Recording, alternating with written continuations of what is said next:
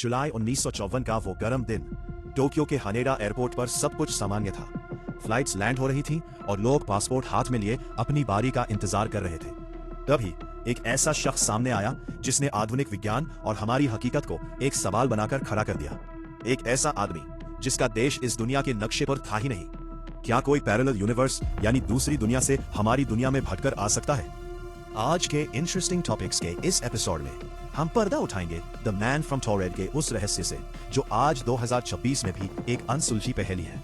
वो शख्स देखने में बिल्कुल आम था, सूट बूट पहने एक संजीदा बिजनेसमैन। उसने अधिकारियों को बताया कि वो जापान बिजनेस ट्रिप पर आया है, लेकिन जब उसने अपना पासपोर्ट दिखाया तो इमिग्रेशन ऑफिसर्स के होश उड़ गए।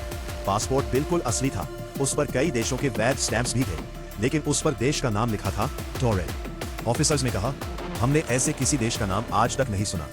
उस आदमी को हैरानी हुई।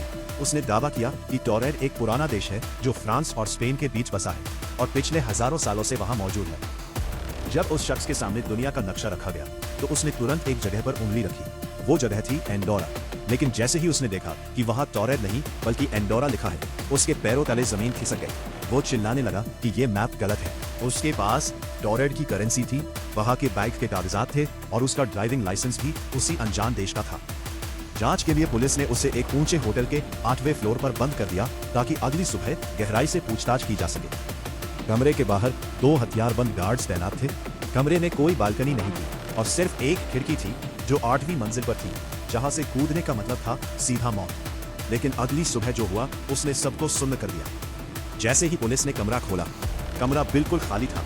वो आदमी हवा में गायब हो चुका था। सिर्फ वो आदमी ही नहीं, एयरपोर्ट पर जब्त किया गया उसका पासपोर्ट और सारे दस्तावेज भी पुलिस की कड़ी सुरक्षा से गायब हो गए। मानो उस शख्स और उसके देश का वजूद इस दुनिया में कभी था ही नहीं। आज 2026 में भी ये सवाल बरकरार है, वो शख्स आखिर कहाँ गया? कई लोग इसे मल्टीवर्स का सबसे बड़ा सबूत मानते हैं। क्या वो गलती से किसी ऐसी मल्टीवर्स से हमारी दुनिया में आ गया था? और क्या वो वापस अपनी दुनिया में लौट गया? अधिकारी आज भी इसे एक पहेली मानते हैं, जो हमें डराती है कि शायद हमारी दुनिया के बगल में ही एक और दुनिया चल रही है, जिसके बारे में हम कुछ नहीं जानते। दोस्तों, आपको क्या लगता है?